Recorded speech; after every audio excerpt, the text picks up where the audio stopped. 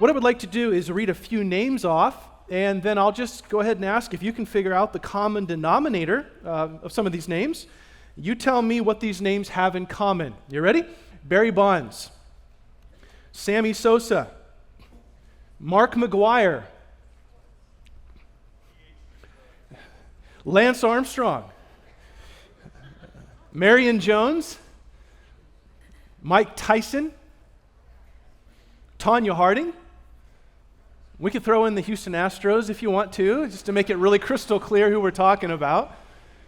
Of course, at some point in their career, every single one of those people, what? Yeah, they all cheated, okay?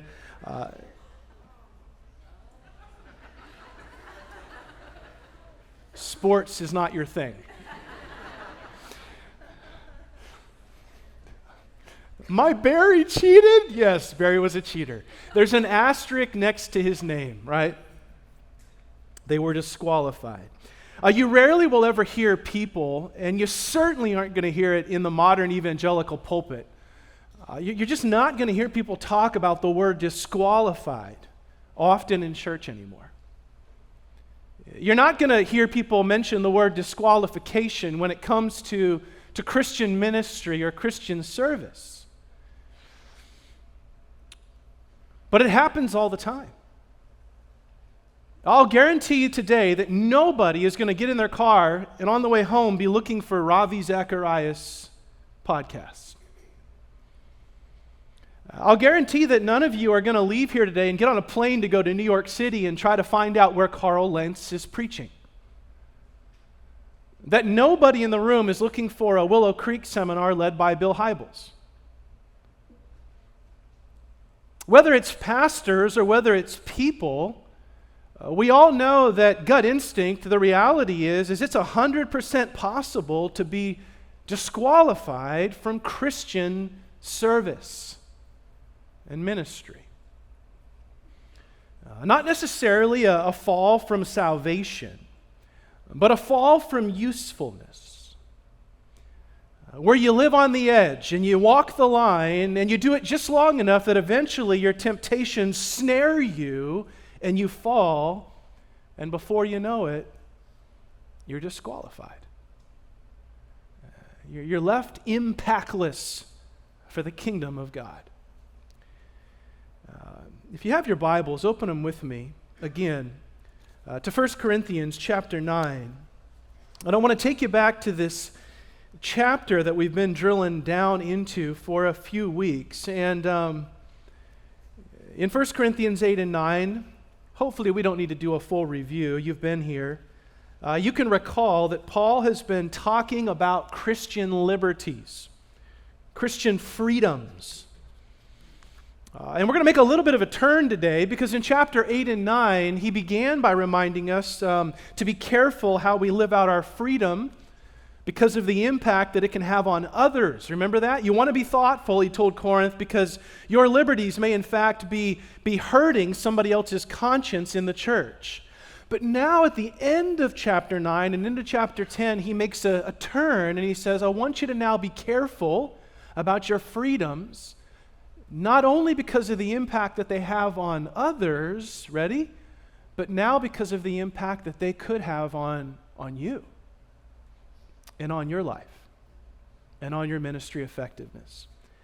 And so if you have your Bible there in your lap, jump down to chapter 9 and let's pick it up in verse 24. And we'll basically just work through a few verses to get the heartbeat of this. And then we'll see an illustration of the disqualification truth. And then we'll have some warnings.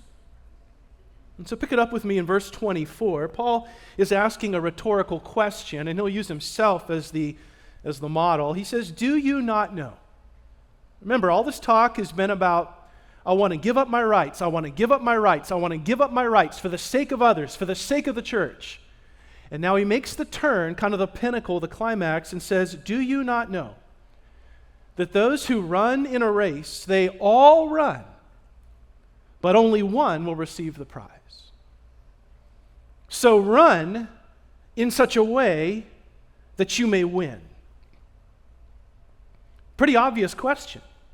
And if you've studied the Bible at all, you know this is one of Paul's favorite analogies. I mean, he's always, because the Isthmian Games were there in Corinth, and every 3 years the athletes would come into town, and everyone in the church would have watched and witnessed these games. He uses it as a comparison tool.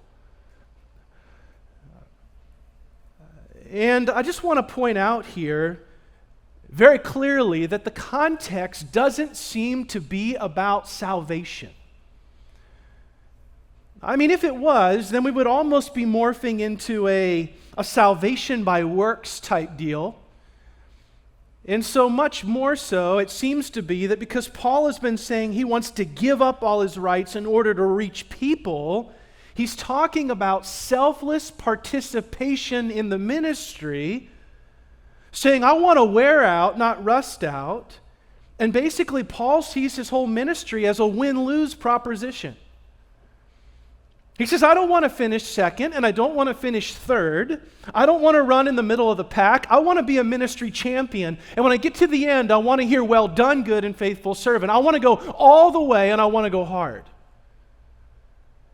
And I don't want to be disqualified. And he goes on in verse 25, and he explains a little bit of the heart of that. He says, and everyone who competes in the games, specifically there in Corinth, exercises a lot of self-control in all things. Now we know that. Have you ever seen an athlete, a real athlete? I mean, they eat and they sleep and they live whatever their sport is. I mean, they don't let one little molecule into their body that they're not aware of because they care so much about winning. So what he does here is he contrasts the way the athletes prepare with the way that we as Christians should prepare. Look what he says. Everyone who competes in the regular games as an athlete exercises self-control in every little thing. And then he says, but they do it to receive a little perishable wreath. And by the way, friends, you remember what those are, those little celery wreaths or pine cone wreaths? That's what they won. By the way, can you imagine that? I mean, a gold medal, at least it's gold, kind of. Can you imagine you spend the whole year training and you go and you run a marathon and you come up to the pedestal and then the emperor walks over and he goes, here's your celery crown. Well, thanks a lot. Don't spend it all in one place. And what he does is he argues from the lesser to the greater. Look what he says there, and he says, well, but we an imperishable one.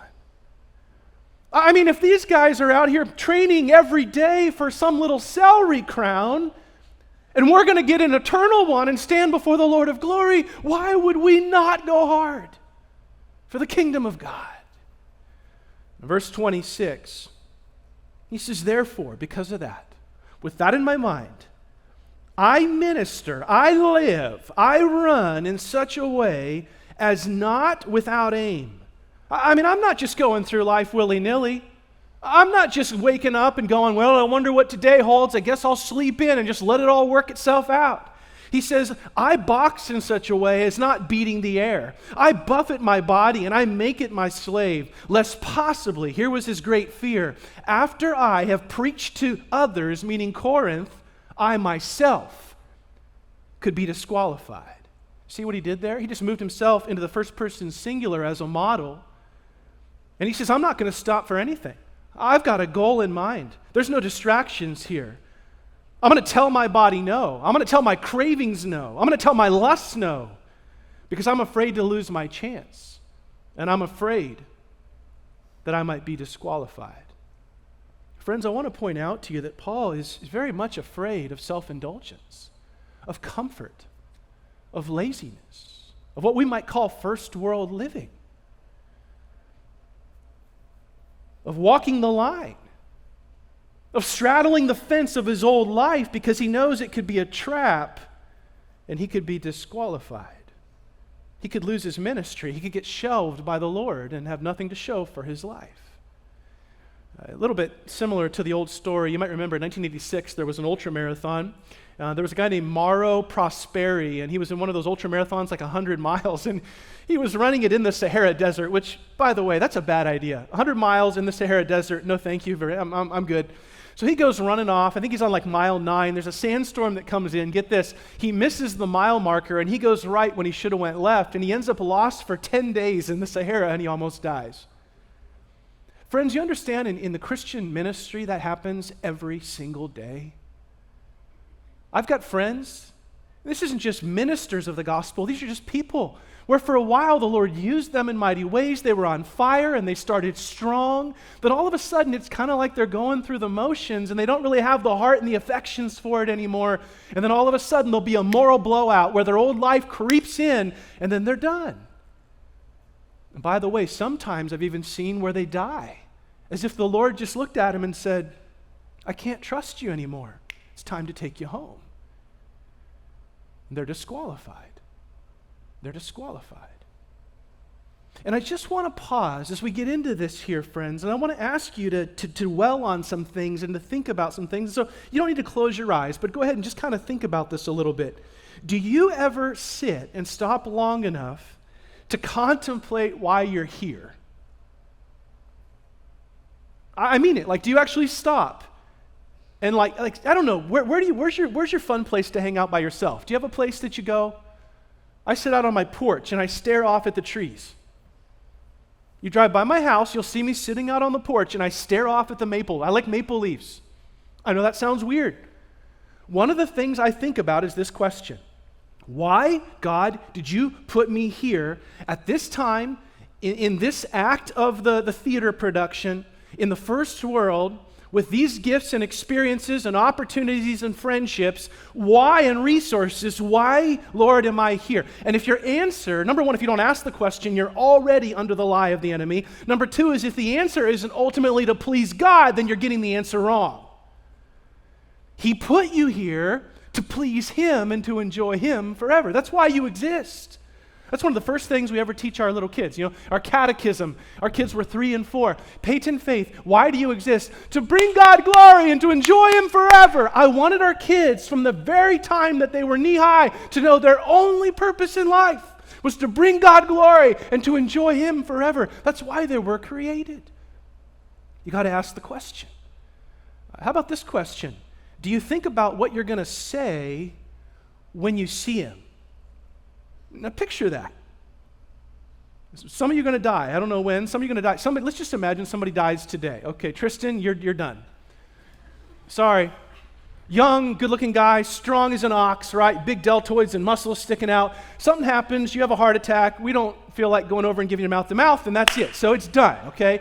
In the next 3 hours, it's over for you. And right there, from sitting in that seat to all of a sudden, boom, you're before the Lord. Now listen, think about it, friends. All behind Tristan, as was just mentioned earlier during worship, the angels and the elders and all of creation, the entire universe is kneeling before the King and the kings and the Lord of lords, and then Tristan's going to be sitting there, and what will be going through his mind is what's going through every creature's mind, which is, what have I done with my life to add to the glory of this great God? And as Tristan looks back over his 20 years or his 21 or 22 years, if he's sitting there on his face and he can't come up with an answer, how shameful will that be? So not only why are you here, but also what are you going to say when you're there? Question number 3, are you trying to win? The world says, I want my mind on my money and my money on my mind. And you follow your heart and you just kind of live and let live. It's all bygones be bygones, right? Paul says, I'm not beating the air. I buffet my body. I make it my slave. I'm disciplined. I'm diligent. I don't want to lose the race of life. And then let your eyes fall to chapter 10. And look at verse 1. And what he does is he's going to throw in an illustration here from national Israel. And by the way, the technical terminology for this is called a type. It's an indirect analogy where he goes back to the Old Testament. That's why you're going to hear the word all 5 times. All. He takes national Israel, and he takes Israel in the Old Covenant, takes the nation, and then uses it as a symbol of us as the Christian in the New Covenant. That's what he's about to do. So it's one big illustration. So go ahead and read it with me in verse 1. He says, For I do not want you to be unaware, brethren, that our fathers were all under the cloud, and all passed through the sea. And they all were baptized into Moses in the cloud and in the sea, and they all ate the same spiritual food, and they all drank the same spiritual drink, for they were all drinking from a spiritual rock which followed them. The rock was Christ. Nevertheless, with most of them, very important, most of them, God was not well pleased. For they were laid low. The Greek there is they were strewn about, dried and dead, cast like bones across the wilderness. Verse 6, now these things happened as examples for us, that we should not what? Crave evil things. Okay? Now, real quick, everyone read the Old Testament? Who's not read it? Okay. Oh boy. Okay. If you read the Old Testament, say I've read it. Okay. All right, good. So let me try to just give you a little bit of a framework, and then we'll go into each one of these pictures, all right? So what he's doing is he's taken national Israel on their journey out of Egypt, called the Exodus, through the wilderness for 40 years, and he's using that as an illustration for us today. So I'll give you a few of the markers there. Number one, he says they were all under the cloud. Everyone remembers the cloud? You've read the story. It's called the Shekinah glory of God. It would have been a pillar by day and kind of fire by night. And God was leading them, and here's the key to this. He brought them out of Egypt, and he's leading them through the desert, guiding and protecting them through this cloud. So Paul grabs onto that, and he says that's a symbol for you as a Christian, where you have been taken out of darkness and into light, guided and protected by God, okay? That's the picture. So number two, the second picture, he says, and they were all baptized into Moses. Kind of a funny phrase, but all he's saying there is that Moses was the representative, you ready, between God and the people of Israel. Remember, he goes up on the mountain, and then God talks to Moses talks to the people complain to Moses, and Moses goes up to God. That's a symbol of who? Of Christ in the New Testament, where you're baptized in your union with Christ. He's now your mediator, your representative, your go-between between you and God, okay? So number one, he says they were all under the cloud. Number two, they were all baptized in Moses. Third symbol, number three, they were all drinking of what he calls the spiritual rock. You'll see it there. Look at verse 3. They all ate the same spiritual food, the manna which followed them, and the rock, or let's see, they all ate the same spiritual food, verse 3, and verse 4, all drank the same spiritual drink, for they were all drinking from a spiritual rock which followed them, and the rock was Christ, okay? So you'll remember Moses hits the rock. Remember, he strikes it, Meribah, the water comes out, and then they're all drinking and they're happy. And then there was a legend, by the way, this is really silly. The Jews believed that the rock of Meribah actually began to follow the Israelites around the desert. So you can imagine the kids kind of looking back over their shoulder and looking for the rock to be following them. What Paul says is that actually there was a rock that followed them. But that rock was not the little rock of Meribah. The rock that followed them was the Messiah. That was Christ. He was the one providing for the people. The Messiah that you and I look back on and trust was the Messiah they were looking forward to and were trusting even with their very life. Okay, that's the symbol there. And then the last one, look at it there in verse 5. Nevertheless, with most of them, God was not well pleased, and they were laid low, they were strewn across the desert. Now, show of hands, who knows the story well enough, how many of the first generation Israelites made it from Egypt all the way into the promised land? The answer, I'm giving it away, aren't I? Okay. The answer is 2. Who were they? Joshua and Caleb. Which means if you do the math, 2 million people, even if you say a few of them were young at the beginning, part of the second generation, that means that 1 million to possibly 1.5 million people are strewn across the desert as utter failures, and here's the point Paul's making, disqualified and not allowed into the promised land. See, one of the beliefs that we have a lot of times in modern Christianity is, well, mostly we're doing good. Most of us are fine. Oh, maybe there's a couple of super Christians over there, but most of us, by and large, we're all going to make it. And you know what he says right here? He says the opposite is true. This is a grave warning about disqualification. Hey, Corinth, most of them didn't survive. Hey, Corinth, 99% of them were left strewn across the desert. Hey, Corinth, 99% of them never saw the promised land. Hey, Corinth, 99% of them were unfit for service. And if you stay arrogant and living on the edge and walking the line and prideful and you don't control your cravings, guess what, Corinth? You're going to be disqualified too.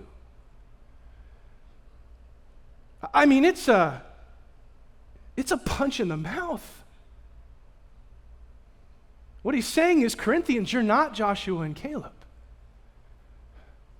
And you want to cross the 2,000-year time bridge, friends. What that means is in this room, there's not a lot of Joshua and Calebs. There's a lot of Christians who are going to be shelved by the Lord and left useless when it comes to Christian service. Disqualified. It's a massive warning. And then he goes on to give the reasons for it. So if you got a pen, begin in verse 7. Let me give you the 4 reasons, okay? The 4 reasons that these people at Corinth, like their predecessors in Israel, and also us too, could be disqualified from Christian usefulness. You ready? Number 1, I'll put it on the screen. You can be disqualified, he says, because of your idolatry. Because you worship an idol, and you don't think that you do. You don't think you do, but you do. See verse 7? He says, and don't be idolaters. And then he gives the story, as some of them were. Back in Israel, as it was written, and look at the quote, the people sat down to eat and drink, and they stood up to play. Now a show of hands, who remembers where that quote is from? Anybody? Exodus chapter? Maybe third service will get it. 32, right? Remember the story? They're only a few days out of Egypt, and then Moses goes up to the mountain to get the commands from God, and then what do the people of Israel do down below? Remember? First, they want to have a party. Somebody looks over and says, hey, let's go ahead and do a little bit of drinking. Somebody else says, hey, let's do a little bit of dancing. Then somebody says, well, let's just go ahead and do a full pagan ritual. They end up having, in quote, orgy, sexual immorality. And then one person walks over to Aaron and says, what? Well, hey, why don't we go ahead and just put together a little gold calf like we used to have in Egypt? We can worship that. So Aaron goes, okay. And then he says, it just kind of happened. We took all our jewelry and put it in the oven. And then look, this calf came out. Moses comes down the hill. God says, you better get down there quick. He takes those tablets. He throws them on the ground. He grinds up that little calf king down into the water, makes everyone drink it, and 3,000 leaders die. Remember the story? Now, what's the point of that story that Paul grabs onto and pulls into the New Testament church age? What? Well, he's talking to the Corinthians about what? About their old life. Everybody remember we talked about the meat markets? And they were going, hey, who cares? It's just meat. Go party it up. Paul says you better watch out because that might just be meat. But that's the old priests. Those are your old friends. Those are your old pagan rituals. And you might go there thinking you're worshiping Yahweh, and suddenly before you know it, you're wrapped up in something you used to be wrapped up in.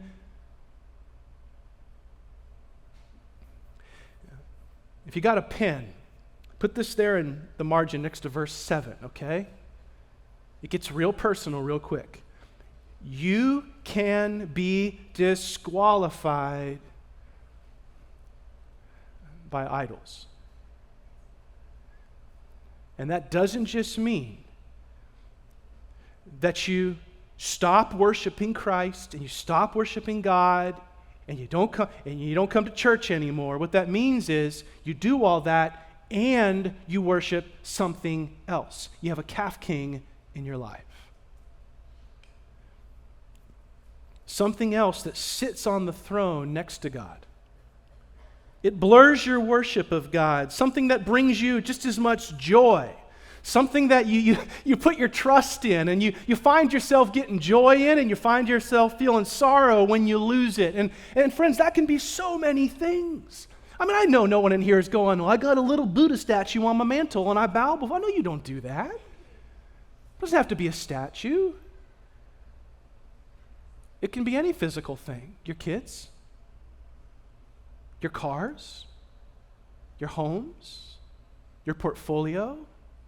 If you find that your joy rises as it rises and your joy looms and doom grows as it diminishes, and your trust is in your portfolio and not in King Jesus, well, then that tells you something about your heart.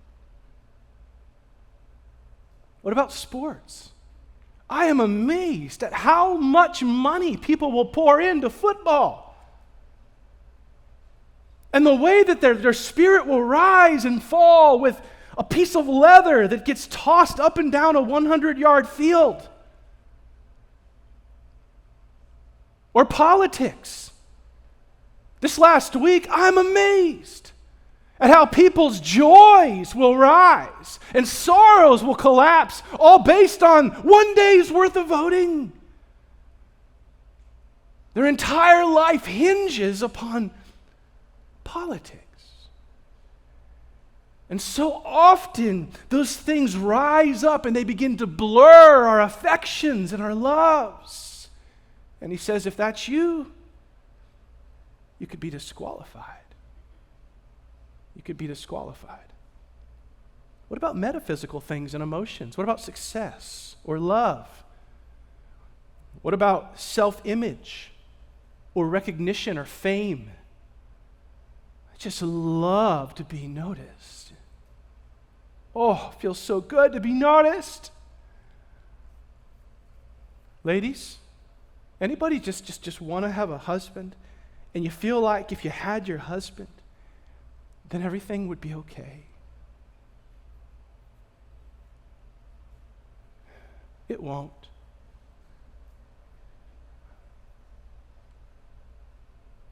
It becomes an idol. See? Number 2, look at verse 8.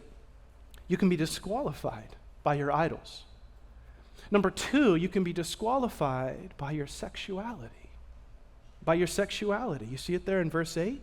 He says, nor let us act immorally, that's sexually immoral, as some of them did, again going back to Israel, and look at this, 23,000 fell in one day. Now what he's doing is pointing back, this story by the way is Numbers 25. He's pointing back to what we call the party at Baal Peor, and a lot of you remember this story. Here you have the Moabite gals, they come into town and the Israelite men are looking over going, wow, the Moabite gals are very pretty. They begin cheating on their wives, they begin sleeping with the Moabite gals, God's not happy, so God sends a plague. Well, all of Israel gathers around the tent of meeting, and they're mourning and crying because their kids are dying of the plague. And then there's one guy, we don't know what his name was, who had the audacity. Get this, by the way. Here's the tabernacle. Here's the tent of meeting. Moses is standing here. Everyone is weeping and crying because all their kids are dying from a plague. And then one guy has the audacity to take one of the Moabite girls, walk him right in front of Moses and in front of the weeping assembly into his tent to, end quote, enjoy her. Phinehas, Aaron's grandson, grabs a spear. He's so angry, chases them into the tent, and while they're in the middle of their deed, he drives it through both of them into the ground. And that's when God takes his hand off and he stops the plague. Aren't you glad you didn't live in Israel? Now, what's the point he's making here to the church at Corinth? It's very simple. He's warning them about sexual temptation. See, the city that they lived in had the temple of Aphrodite up on the hill, and they had 1,000 cult prostitutes that would come down into the city every weekend. Now, here's the problem. All their entire life, all they ever knew when it came to worship was alcohol and sexual immorality. And so what he's saying is if you're not careful, you're going to get wrapped up again in your old life of sexual promiscuity. And if you do that, you're going to be disqualified. Now, just write this there in the margin of your Bible, okay? Another warning. You can be disqualified from Christian usefulness. It happens every single day of the year by sexual sin. Okay, married people, show of hands. All right. You remember when you did your vows? You remember that? Did you cry? I always tell the dude when we're getting married, the gal's about to come out the doors in the back, I always tell him, because he's standing up here, and he's so nervous. He's always on the side, he's standing here, and I always whisper to him, I go, hey, as soon as you see her, you're going to start to cry. And he goes, no, it won't. And I'll say, I'll bet you $20. And then I stand here, and those doors open, and you know how it is, that music comes on, la, la, la, la, la, la. That's Titanic. Anyway, and then I look over at him, and I'm watching him, and he's going. Then I just lean over, and I say, you owe me $20. See? Now question, when you did your vows, go ahead and picture them with me. Go back to wherever they were, wherever you did it, some destination wedding, somewhere local, in a church, whatever it was. When you did your vows, question, did you mean them? Yes or no? When you were saying those words, picture your spouse, your fiance. When you were saying those words, was there anything in the back of your mind that was saying, what I'm actually going to do is commit treachery against you, and I'm going to look at other people online, and I'm going to pull out my phone, and I'm going to abuse this marriage, and I'm going to look at the gal at the office, and I'm going to get interested back with the girlfriend from social media again? Was that even close to you? Then how come 50, 60% of marriages all fail?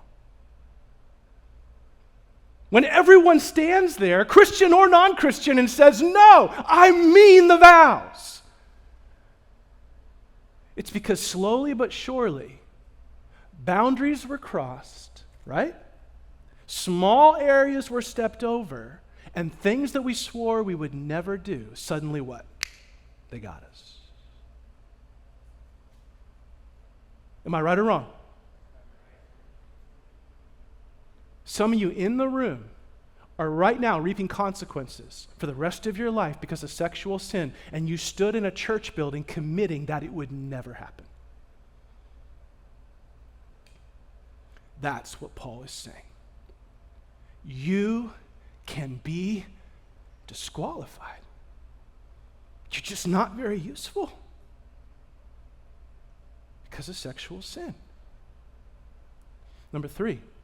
Verse 9, you can be disqualified by idols. You can be disqualified by sexuality. Number 3, you can be disqualified. We don't talk about this one a lot in the church.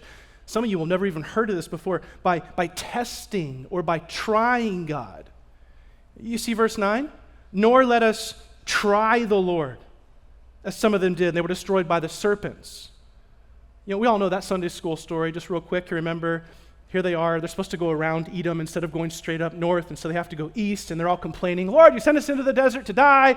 You did this. We don't like what you've done. You didn't, And then what does he do? He sends the little serpents. They come stinging all their ankles. They all start dying, and then he says, Moses, you better set up one of those bronze serpents, and you're going to look at him, and if you look at it, then you'll live, and all the kids start to live, and everyone's happy, right? That's the story. And what he's warning the Corinthians about here, now listen closely, because for some of you this will be entirely new. You've heard about idols before, you've heard about sexual sin before, but this one, if you're newer to church, this will be new for you, is he's warning about the sin of what we call presumption, or presuming on God, okay? What that means is this. Yes, God is patient. Yes, God is gracious. Yes, God will give you many opportunities to obey him, and he will forgive you when you do things wrong. And by the way, that's all that evangelicalism will teach you right there. He's the benevolent creator of the universe, and he looks upon you with mercy and his sloppy wet kiss, and his love just keeps pouring down, and it's all about you.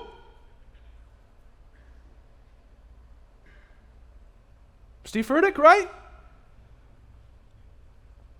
But the sin of presumption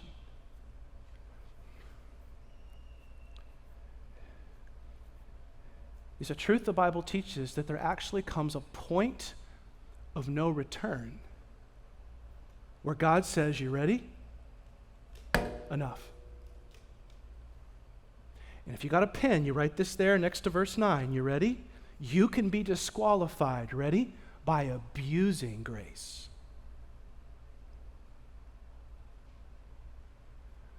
You can be disqualified by abusing grace. If you like to live on the edge, and you want to walk the line, and you want to smoke and party, and you claim it's all part of being free, and by the way, you see that a lot right now in the big R reform camp, especially post-millennial groups.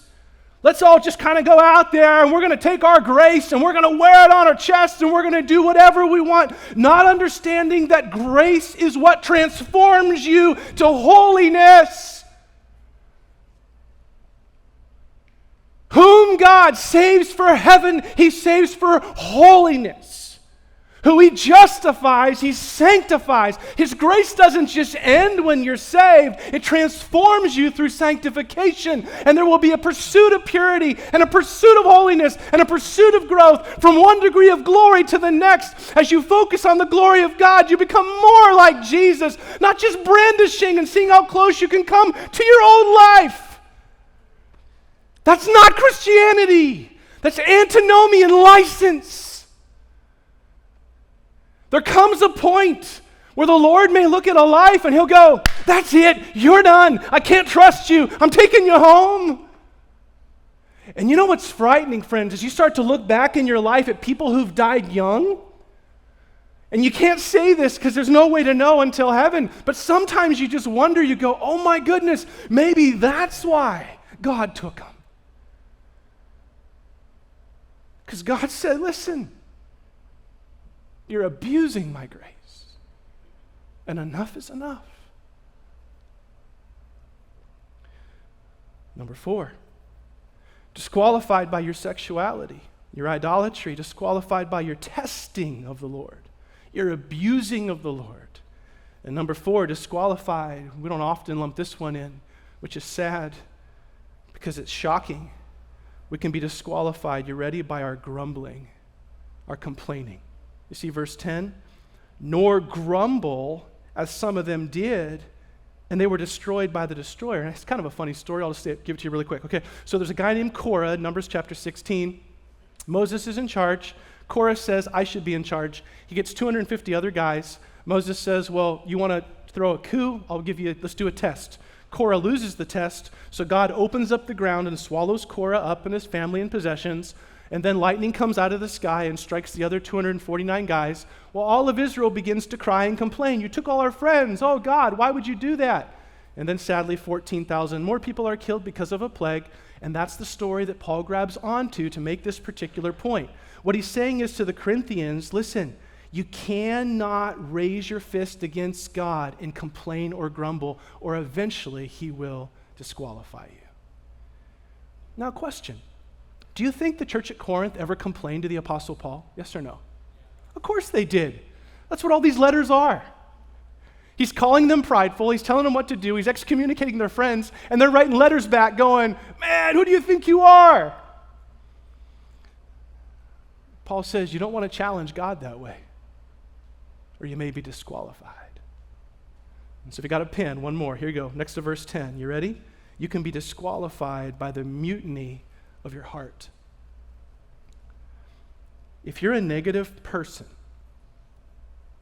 an Eeyore, a naysayer, a pessimist, an arm crosser, who goes around the church pointing out what everyone else is doing wrong and constantly blaming God about everything in your life, eventually you may be disqualified. You may be disqualified. Look at verse 11. He says, now these things happened to them as an example, and they were written for our instruction, upon whom the ends of the ages have come. And verse 12 is a little bit of the answer, the solution we'll get to next week. Therefore, let him who thinks that he stands take heed lest he fall. He says pride's going to come before the fall. So you got to humble yourself. Because verse 13, no temptation has overtaken you, but such as is common to man. Everyone's going through the same struggles you are. So stop thinking you're special. Stop complaining as if you're different. And God is faithful, who will not allow you to be tempted beyond what you are able. He's in it. He'll comfort you. But with the temptation will provide the way of escape also. Meaning you got to go through it. You can't go around it. You got to trust him in it. And you will be able to endure it. Now, I had originally planned, by the way, to cover all of this. Pride comes before the fall. Your temptation is the same as everybody else. God will give you the way of escape. Just humble yourself. But we're going to have to do it next week. Partially because we're out of time, but also because I think it's best to let all this sink in. Friends, let me just close with this. Let me close with one thought. There are so many incredibly faithful people here at Mission Bible Church.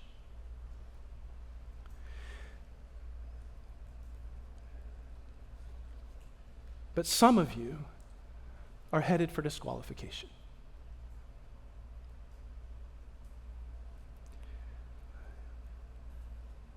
you're wasting your life. And you're abusing grace. And you're sprinting towards sexual sin. And you're blaming God for your life. And you may squeak into heaven. Because that's on Christ. He who began a good work in you, he's going to be faithful to complete it. But like Barry Bonds in the Hall of Fame, there might be an asterisk next to your name. And what a frightening thought to make it into the banqueting hall only to be told to sit at the back by the outer gate. Because you have absolutely nothing to show for your life.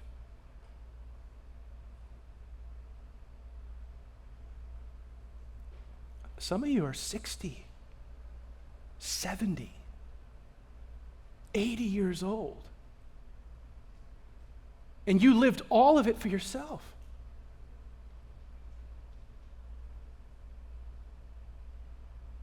You've never even shared the gospel with one individual your whole life.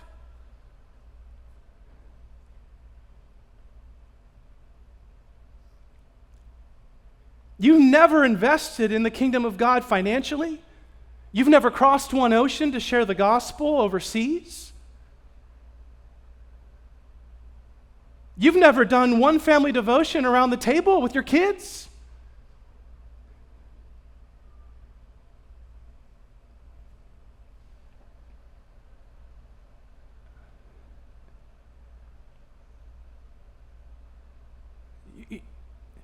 You're shelved.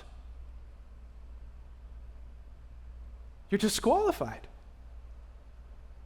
Your life is a monotonous, day by day hamster wheel of nothingness. Your only goal is to try to stay healthy so you can extend your nothingness.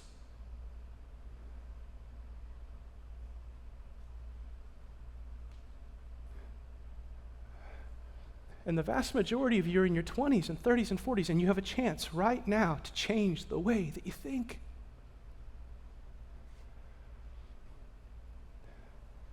And to win.